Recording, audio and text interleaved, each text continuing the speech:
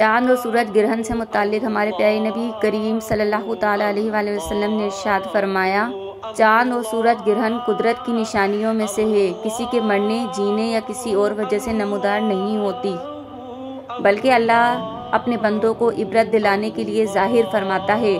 अगर तुम निशानियाँ देखो तो जल्द से जल्द दुआ, इस्तग़फ़ार और ज़िक्र इलाही की तरफ रुजू करो। एक और रिवायत में जिक्र है कि चाँद सूरज ग्रहण देखो तो नमाज पढ़ो और इस्तग़फ़ार पढ़ो और दुआ करो और सदका दिया करो।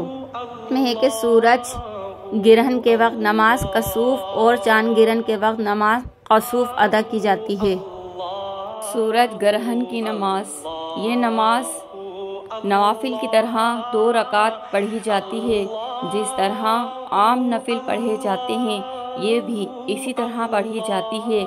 अगर सूरज को ग्रहण ऐसे वक्त लगे जब नमाज पढ़ना मना है तो नमाज ना पढ़ें, बल्कि सिर्फ इस्तग़फ़ार में या दुआओं में मशगूल रहें और इसी हालत में कि सूरज डूब जाए। ये नमाज उस वक्त पढ़ी जाती है जब तेज़ आंधी आ जाए या तारीकी छा जाए या रात में खौफनाक रोशनी हो या लगातार कसरत से बारिश हो रही हो या कहीं बिजली गिर गई हो या कोई ख़तरनाक बीमारी फैल गई हो।